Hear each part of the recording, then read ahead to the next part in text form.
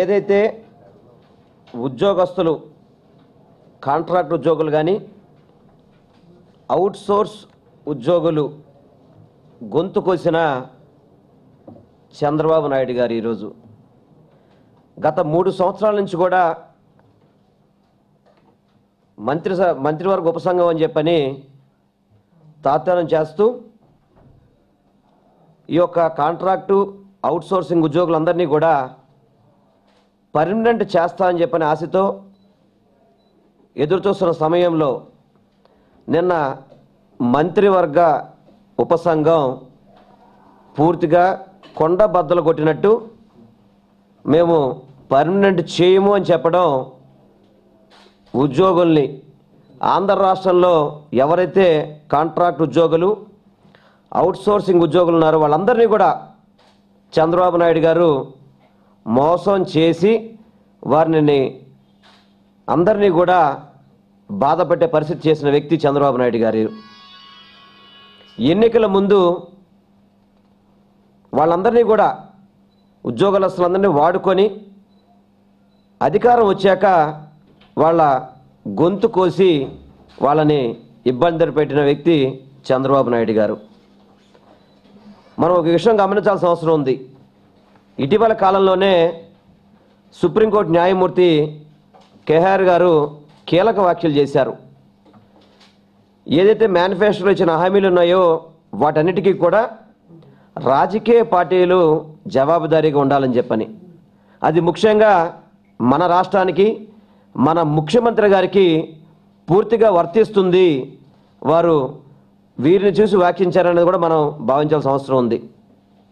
మేనిఫెస్టోలో క్లియర్గా వీళ్ళందరికీ కూడా ఉద్యోగాలు ఇస్తామని చెప్పిన ఓట్లు వేసిన తర్వాత ఈరోజు వాళ్ళందరినీ కూడా నట్టింట ముచ్చి రెగ్యులైజ్ అవుతుందని చెప్పని 3 సంవత్సరాల నుంచి వాళ్ళు ఉద్యోగుల ఎదురు చూస్తుంటే ఈరోజు వాళ్ళకి కొన్ని పత్రికలు అయితే కనుక తీపి కబురు అని చెప్పని ఆ విధంగా రాయడం చాలా బాధాకరం.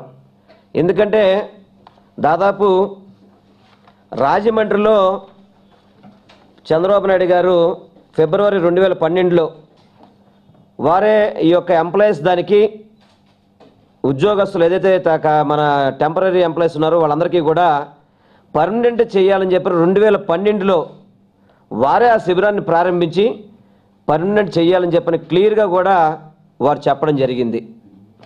అదేవిధంగా వారి యొక్క మేనిఫెస్టోలో కూడా దాదాపు 30వ పేజీ అనుకుంటాను. మేనిఫెస్టోలో ఐకేపీ, ఎన్ఆర్ఈజీఎస్, ఆర్టీసీ, విద్యుత్తు, వైద్య, ఆరోగ్యం మొదలైన ప్రభుత్వ సంస్థలు పనిచేస్తున్న కాంట్రాక్ట్ అవుట్సోర్సింగ్ సిబ్బంది సర్వీసులను క్రమబద్ధీకరణ కూడా చేయడం అని చెప్పని క్లియర్గా ఆయన మేనిఫెస్టోలో పెట్టారు. ఇదన్నీ కూడా ఉపసంఘం ఆలోచించాల్సిన అవసరం ఉంది. కనీసం వాళ్ళ మేనిఫెస్టోలో ఇచ్చింది కూడా నిలబెట్టుకోలేని ప్రభుత్వం ఉందంటే ఈ అసమర్థ ప్రభుత్వం, చంద్రబాబు నాయుడు గారు అసమర్థ ముఖ్యమంత్రి అని చెప్పని ప్రజలందరికీ కూడా ఈరోజు తేటతెల్లమైంది. ఏదైతే దాదాపు 1,06,781 మంది ఈరోజు రాష్ట్రంలో అవుట్సోర్సింగ్ కానీ కాంట్రాక్ట్ ఉద్యోగాలు కానీ ఉండడం జరిగింది. చంద్రబాబు నాయుడు గారు ఎన్నికల ముందు ఒక టాకు, ఎన్నికల తర్వాత 2 నాలుకల ధోరణిలో ప్రవర్తించడం అనేది చాలా బాధాకరం. ఇది వారు గమనించాల్సిన అవసరం ఉంది. దాదాపు చంద్రబాబు నాయుడు గారు ఇంతకుముందు నేను ముఖ్యమంత్రి అయిన వెంటనే రైతులకు రుణమాఫీ చేస్తాను, డోక్రా మహిళలకు రుణమాఫీ చేస్తానని చెప్పని చెబితే అవి రుణమాఫీ అవుతారంటే దాదాపు ఉద్యోగాలు మాత్రం చాలా మాఫీ చేయడం జరిగింది. అంగన్వాడీ కేంద్రంలో అయితే కనుక విశాఖ జోన్ 1 పరిధిలో దాదాపు 18 మంది అంగన్వాడీ సూపర్వైజర్లను తొలగించారు. ఆదర్శ రైతులను అయితే రాష్ట్ర వ్యాప్తంగా 20,000 మందిని తొలగించడం జరిగింది. ఉపాధి క్షేత్రస్థాయి సహాయకులను అయితే 15,000 మందిని తొలగించారు. గృహ నిర్మాణ శాఖలో 3,600 మంది అవుట్సోర్సింగ్ ఉద్యోగులను తొలగించారు.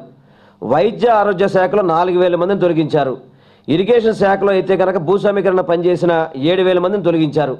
విద్యుత్ శాఖలో 1998 నుంచి పనిచేస్తున్న వారిని 21,800 మంది కాంట్రాక్టర్ ఉద్యోగుల్ని ఈరోజు ప్రభుత్వం మొండి చేసి వాళ్ళందరినీ కూడా తొలగించడం జరిగింది.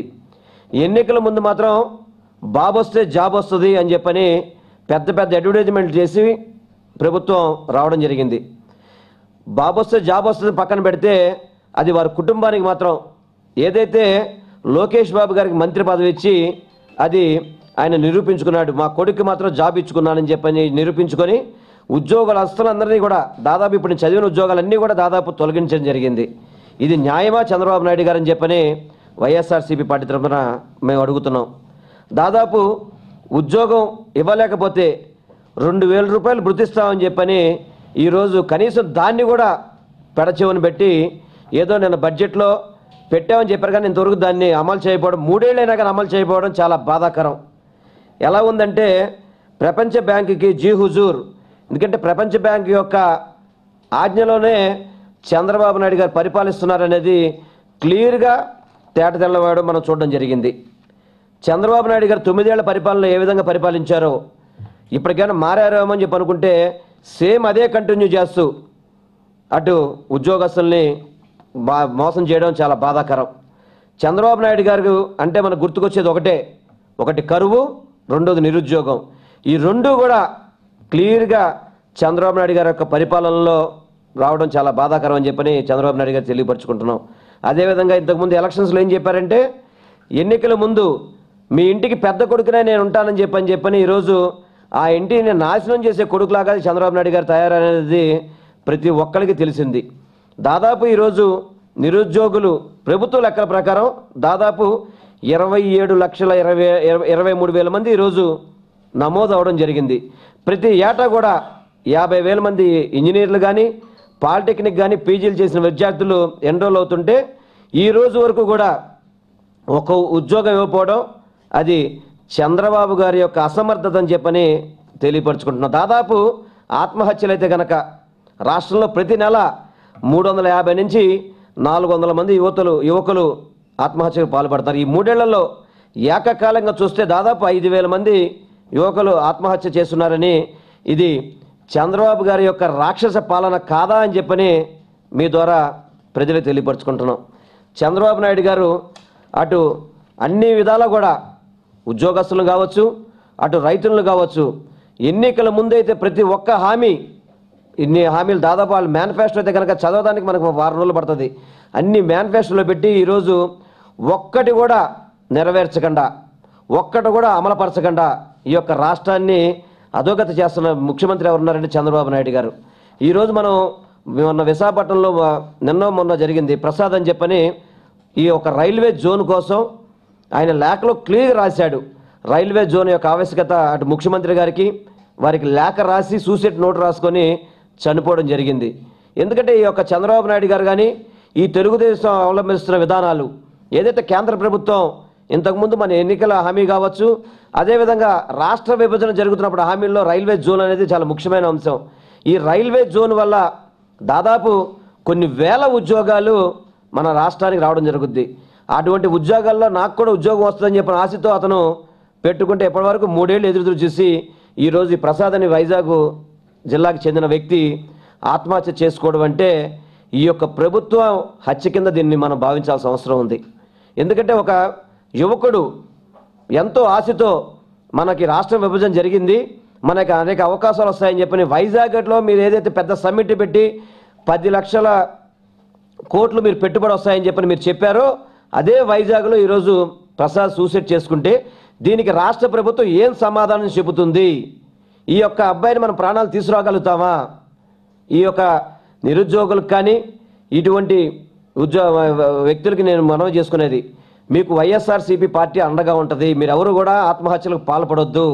మీకు ప్రభుత్వాలు న్యాయం చేయకపోయినా ప్రజా పోరాటాల ద్వారా మనం సాధించుకుందాం తప్ప ఇటువంటి ఆత్మహత్యలు చేసుకోకూడదు.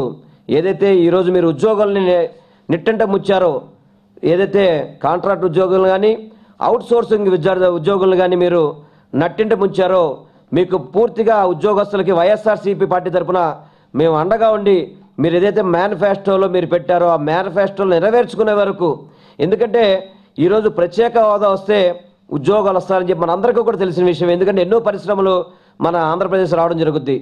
కేవలం ఓటుకు నోటుకు విషయంలో దాన్ని తప్పిపుచ్చుకోవడానికి ఈరోజైతే ఏదైతే శశికళ దినకరలు ఉన్నారో ఆ కోణలో మన రాష్ట్ర ముఖ్యమంత్రి చేరాల్సిన పరిస్థితిలో ఉండి మన కేంద్ర ప్రభుత్వం యొక్క అండదండలతో ఈరోజు వాటన్నిటి కూడా ప్రత్యేక హోదాని, ఈ యొక్క రైల్వే జోన్ని, కడప స్టీల్ ప్లాంట్ని, ఇవన్నీ కూడా వేటిని పట్టించుకోకుండా ప్రత్యేక ప్యాకేజ్ అని చెప్పి తెలుగు ప్రజల్ని మోసం చేసే విధంగా చేస్తున్న చంద్రబాబు నాయుడు గారి యొక్క పరిపాలన మీద ప్రజలందరూ కూడా అసహించుకుంటున్నారు. 100 రూపాయలు వీళ్ళు చేసే అన్యాయాలన్నీ కూడా వైఎస్ఆర్సీపీ పార్టీ తరఫున మేమందరం కూడా ఎండగట్టి ఈ యొక్క రాష్ట్ర ప్రభుత్వంలో ఉద్యోగస్తులు కావచ్చు, రైతులు కావచ్చు, నిరుద్యోగులు కావచ్చు, డోక్రా మహిళలకి మేము అండగా ఉంటామని చెప్పి తెలియపరుచుకుంటూ ఈ యొక్క ఉద్యోగాల్ని పర్మనెంట్ చేసే వరకు మేము పోరాటం చేస్తామని తెలియపరుచుకుంటున్నాం.